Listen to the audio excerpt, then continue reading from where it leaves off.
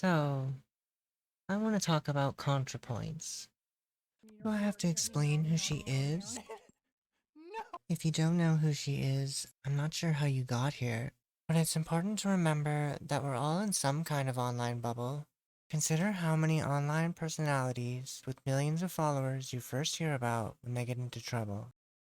If you're in a similar online space to me, it might be easy to forget that many people have never heard of Natalie Wynn, or even video essays. Here's how people often describe her. The internet can be a real breeding ground for hate and disinformation.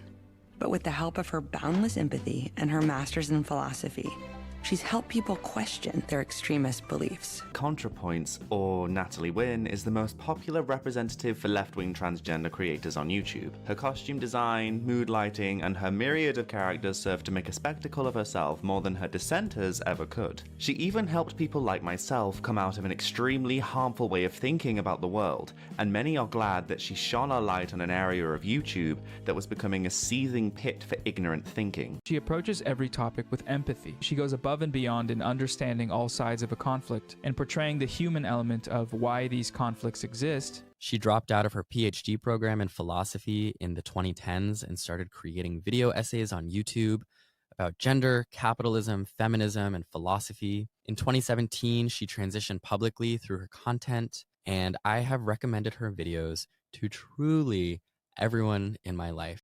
Wow. Personally, I would describe her videos as shitposty, meme-filled analysis of human nature. She dives into maladaptive emotional responses and how people internalize harmful rhetoric. She uses personal discussions and subversive humor to examine the patterns to online hate and bigotry. Many YouTubers will acknowledge her influence on video essays as a medium. She has inspired some to start their own channel. She's won awards for her essays and often receives comments from people who have cited her in academic works. What this leaves out is that she's a controversial figure within online trans communities, especially Twitter. Her rhetorical concessions and self-deprecating humor often result in extremely contentious discourse. Emotions towards her can be so intense that it's much easier to keep opinions to yourself to avoid starting discourse. Things have calmed down somewhat, but it's hard to anticipate what will start discourse again. Okay, so why am I describing her influence as understated? Well, this has more to do with the influence that doesn't get attention because of what does get attention. To really get into this, I need to dive into a lot of personal experiences. So this is your warning that this video is as much about me as it is about her. Okay, so who am I and why do I want to talk about this? Full disclosure, I've been a fan and patron of Natalie's for several years, and I run a small channel where I post silly clips of her videos and gaming streams. It's mostly her getting jump scared because apparently that's what people want to see.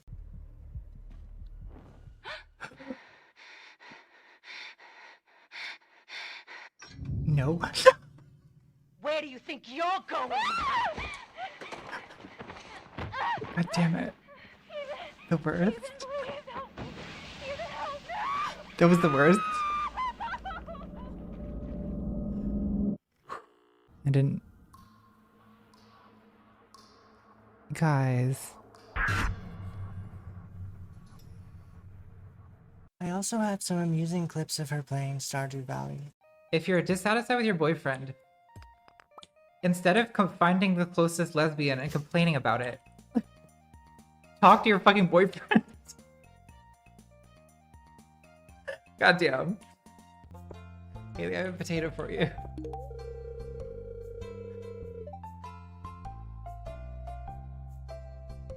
I've seen enough gaming and Patreon AMAs to be pretty familiar with her views and how she's likely to answer certain questions.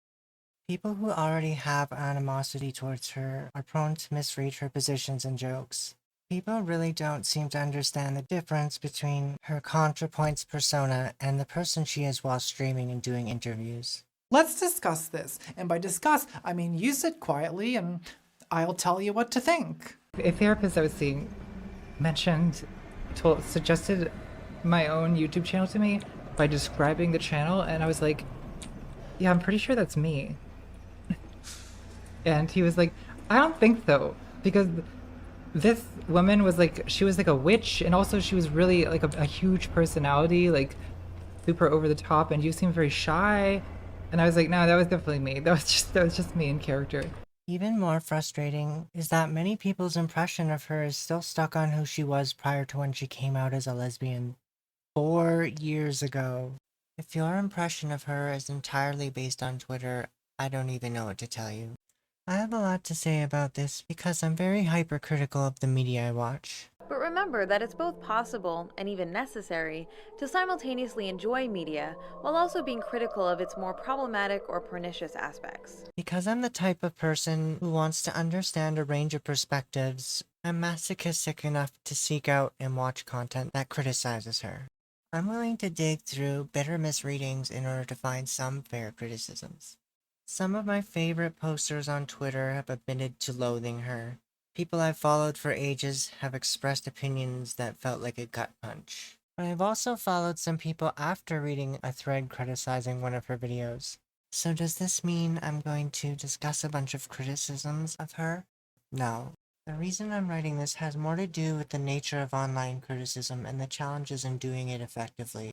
There are a number of topics I would prefer to discuss, but I think I need to discuss the impact her videos had on me before I can get to them. I need to start with where I was ideologically a few years ago. That's scary. Natalie Wynn is trying to de-radicalize YouTube. Just kidding. This is not about being formerly alt-right. This is actually the narrative I want to challenge. I don't like this narrative. If you've seen that Vice interview, it's clear this was a key part of her strategy. It was because of a certain dark moment of my life that I even thought to do something so suicidal as make video responses to alt-right people. But only a few months later, she already seemed exhausted by these kinds of interviews. So, Natalie, Nazis. No. Let's talk about de-radicalizing the alt-right. Future interviewers would often default to asking her about de-radicalization despite her moving away from it with each new video.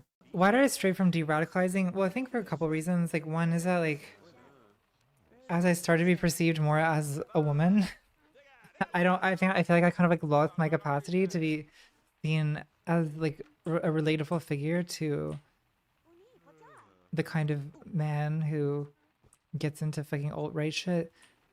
Although I don't know, I just feel like the nature of the self-deprecation has changed to where I no longer feel comfortable with the type of self-deprecation I used to do, because I feel like I feel like at this point, doing self-deprecation about being trans, going too hard with it is it's like doing the work of the oppressor for them. You know what I mean? I don't want to do that. In her second video on J.K. Rowling, she spoke about how she felt about her role in de-radicalization. When I did de-radicalization work on YouTube, I used to get some criticism from people of color who were not thrilled that I was bringing a bunch of semi-reformed racists over to the left, a frustration that I totally understand. To paraphrase YouTuber Ian Danskin, diverse leftist communities are maybe not the best holding space for someone who's a bit of a Nazi but working on it. I'm really glad she made this comment. I've read a lot of frustrated comments about de-radicalization. Many implied this is all BreadTube was. Around the same time, Big Joel put out a video on this on his second channel. In 2017 to 2019, there emerged a group of YouTubers who people started calling BreadTubers, and I was one of them. I was to some extent one of them. I was like a D-list BreadTuber. And the main thing about BreadTubers, one of the main sales pitches of BreadTube was de-radicalizing people, making people not radical. And I always hated it. To some, de-radicalization became the standard explanation for her popularity. This narrative contributes to perception that her content is most influential to cis people. As a trans woman, this basically erases my experience. What I want to talk about is centrism.